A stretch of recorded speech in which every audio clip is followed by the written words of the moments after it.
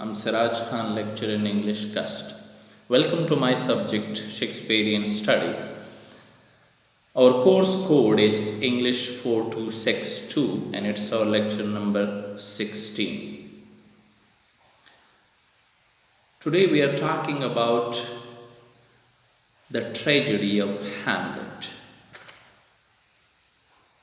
Tragedy, the noblest form of drama, tells in dignified language a moving story which usually ends in death. Its purpose is to give pleasure to the audience, not by delighting them as in comedy, but by moving to them to a deep spiritual experience, by releasing in them a sense of a storm of pity in a terror that will expand itself and be succeeded by a calm of mind, all passions spent. The Greek dramatist fixed the character and features of tragedy, and the Greek philosopher, the well-known philosopher Aristotle, analyzed and defined its nature. Like he said, tragedy is essentially an imitation not of persons but of action in life, of happiness and misery. Its elements are plot, character, thought, diction, melody, and spectacle, plot being the most important of these. The drama should have unity of action, that is, there should be a single plot without side plots with a beginning, middle, and end, and it should have magnitude. Indeed, everything should match the plot in this quality of grandeur. Actually, tragedy is an exploration of man's relation to the forces of evil in the world. It seeks for answers to cosmic problems, much as religion, purposive, ordered universe. As religion is a product of man's desire to believe in a purposive, ordered universe. When Shakespeare writes tragedy, he is an artist imposing an order and form upon the new materials of experience. Like each of his characters is carefully molded to fit an intellectual conception which the play in its totality is designed to embody. Like every one of the tragedies is a separate attempt, if not finally, to answer the great problem of man's relation to the forces of evil in the world, at least to pose it in such a way that new facets may be freely illuminated in terms of human experiences as he approaches the great issues of human life from many angles with different hypotheses, and we have a resulting diversity in his plays. The tragedy of Hamlet, let's go to the outlines. Tragedy in Shakespearean tragedy. Tragic hero, Hamlet, characters, theme. Shakespeare's concept of tragedy may be illustrated from three main points of views: the tragic hero, tragic action, like the tragic plot, and the tragic appeal, tragic catharsis. These are the three main points of views of Shakespearean tragedy. What is a tragedy? It is a word derived from Greek tragédia, which means the song of the goat. Like it is called the song of the goat because in ancient Greece, the theater performers used to wear goat skin costumes to represent satires. In Shakespearean tragedy translates a moral vision into dramatic form, and thus it is a way of knowing that this way is different from that of science is obvious, for tragedy deals with things of imagination and its kind of truth must be emotionally experienced. But the experience of tragedy may bear a closer relation to that of religion than usually has been recognized. Different is the method of tragedy may be from that of religion. Both pursue the same kind of knowledge.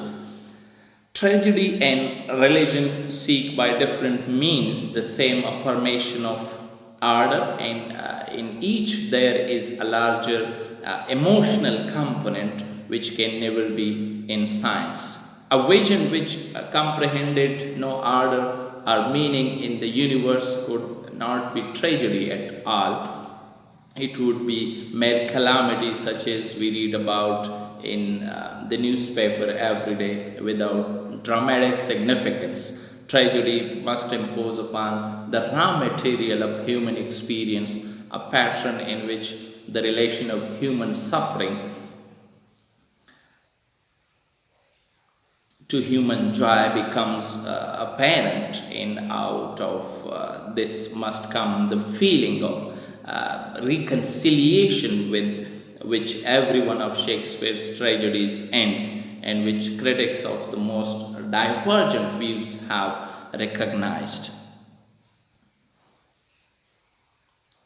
Today, in theatre and literature, a tragedy is a work that has an unhappy ending. The ending must include the main character's downfall. Like Shakespeare wrote a number of tragedies which are different from each other, despite the apparent difference lurking beneath them. There runs throughout in the tragic period a specific keynote which has been characterized as the still sad music of humanity. The still sad music of humanity. It is audible in every tragedy of Shakespeare. What is this common thing? What common features are presented by these tragedies? What is the substance of a Shakespearean tragedy in general? In other words, we can say that it may be dubbed as what is the tragic conception of Shakespeare. Shakespearean tragedy. A Shakespearean tragedy is a play penned by Shakespeare himself, or a play written in the style of Shakespeare by a different author. Shakespearean tragedy has got its own specific feature which distinguish it from other kinds of tragedies. It must be kept in mind that Shakespeare is mostly indebted to Aristotle's theory of tragedy in his works. The elements of a Shakespearean tragedy are discussed in, as I already said, that we are having a tragic hero, tragic action.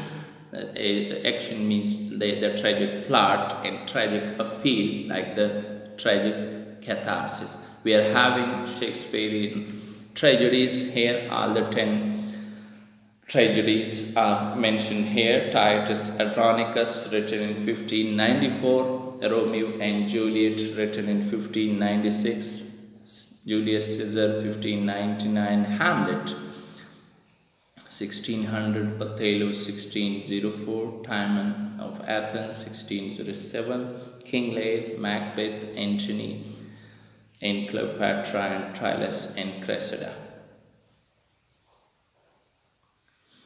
The concept of tragic hero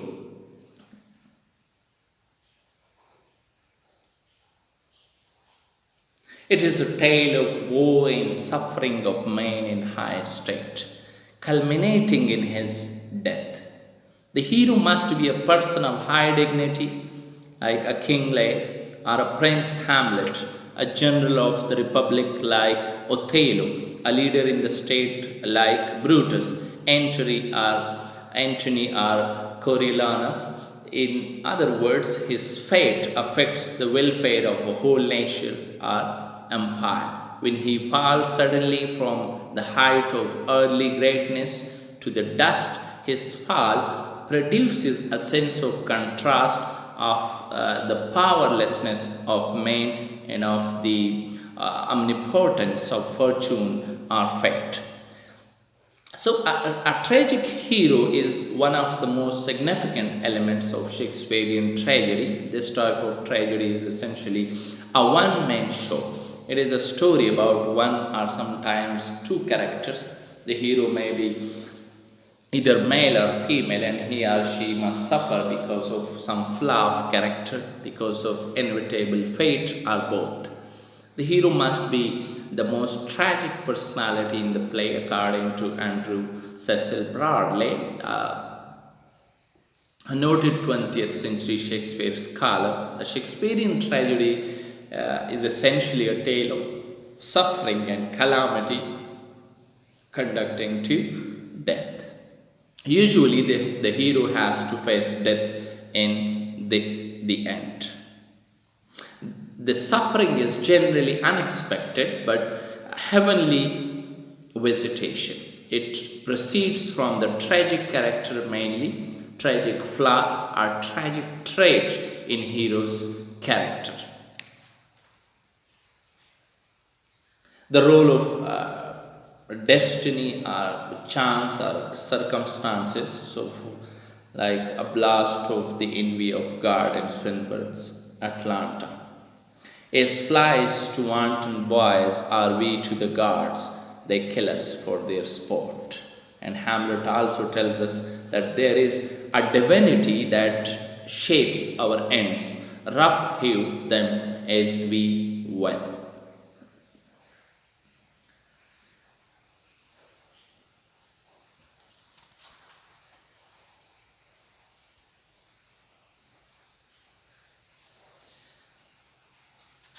Hamlet's publication, when did it publish? Written during the first part of the 17th century, probably in 1600 or 1601, and Hamlet was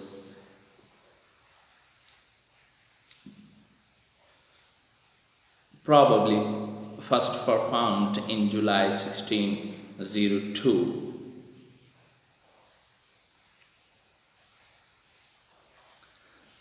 It was first published in printed form in 1603 and appeared in an enlarged edition in 1604.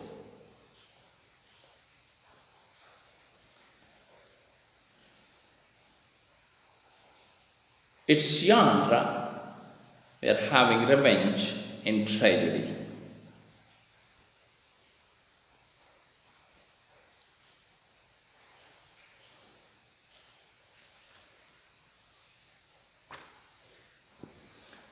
The setting of the play is Denmark during the late Middle Ages, circa 1200, though characters in the play occasionally reference things or events from the Elizabethan age.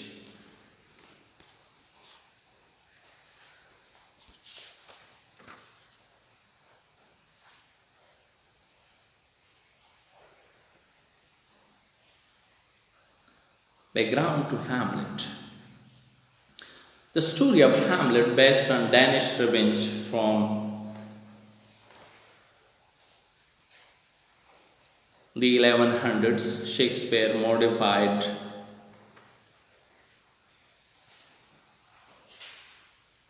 to fill with dread and uncertainty. Product of Reformation, Protestants broke away from church and skeptical humanism.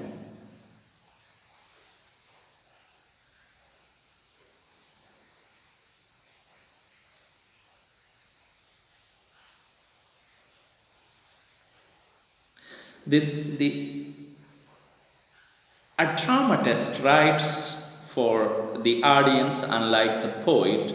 Shakespeare, being a man of the theatre, knew well that the Elizabethan audience was far from being a sophisticated audience, and it had a penchant for crude and rather melodramatic spectacle. So it entertained such an audience. He had to introduce melodramatic scenes such as the ghost scene, the play within the play, the graveyard scuffle, the duel between Hamlet and Laertes, Ophelia's madness and her drowning, and the tragic death of Polonius. Hamlet has constant anxiety about appearance versus reality, concerns with religion related to the Reformation. The characters in the play, first of all, Hamlet, the Prince of Denmark, the title character and the protagonist, about 30 years old at the start of the play. Hamlet is the son of Queen Gertrude and the late King Hamlet, and the nephew of the present King Claudius. Hamlet is melancholic, bitter, and cynical, full of hatred for his uncle's scheming and disgust for his mother's sexuality. A reflective and thoughtful young man who has studied at the University of Wittenberg, Hamlet is sometimes indecisive and hesitant, but at other times prone to rash and impulsive acts. Claudius, the king of Denmark, Hamlet's uncle and the play's antagonist, the villain of the play, Claudius is a calculating, ambitious politician driven by his sexual appetites and his lust for power, but he occasionally shows signs of guilt and human feeling. His love for Gertrude, for instance, seems sincere. Gertrude, the Queen of Denmark, Hamlet's mother, recently married to Claudius. Gertrude loves Hamlet deeply, but she is a shallow, weak woman who seeks affection and status more urgently than moral rectitude. Polonius, the Lord Chamberlain of Claudius' court, a pompous, conniving old man. Polonius is the father of Laertes and Ophelia. Horatio, Hamlet's close friend who studied with the prince at the university in Wittenberg.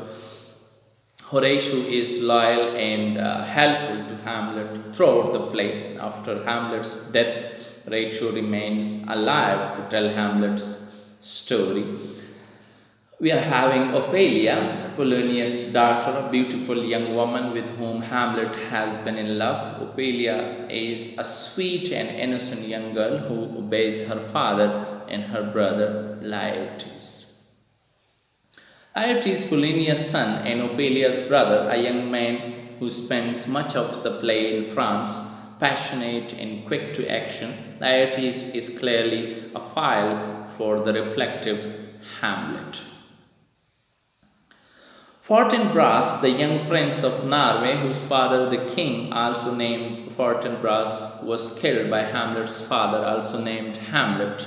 Now Fortinbras wishes to attack Denmark to avenge his father's honor, making him become Prince Hamlet. The ghost, the spectre of Hamlet's recently deceased father, the ghost who claims to have been murdered by Claudius, calls upon Hamlet to avenge him. It is not entirely certain whether the ghost is what it appears to be or whether it is something else. Hamlet speculates that the ghost might be a devil sent to deceive him and tempt him into murder, and the question of what the ghost is or where it comes from is never definitely resolved. Rosencrantz and Guildenstern, two slightly mumbling courtiers, former friends of Hamlet from Wittenberg, who are summoned by Claudius and Gertrude to discover the cause of Hamlet's strange behavior. They were seeking their help. Themes is actually the fundamental and often universal idea explored in a literary work. So the themes of Hamlet, the first of all, that is appearance versus reality. Sometimes, like appearance doesn't match reality often, and Hamlet struggles to determine who his true friends are. Claudius appears to be a true and just king, and Gertrude his virtuous queen. Rosencrantz and Guildenstern appear to be true friends, etc.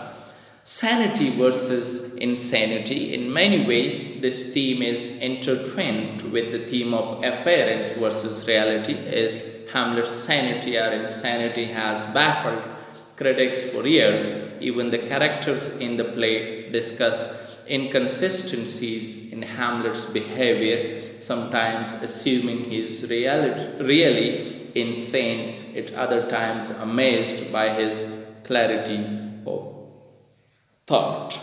Theme of certainty is what separates Hamlet from other revenge plays, and maybe from every play written before it, is that the action we expect to see, particularly from Hamlet himself, is continually postponed while Hamlet tries to obtain more certain knowledge about what he is doing. This play poses many questions that other plays would simply take for granted.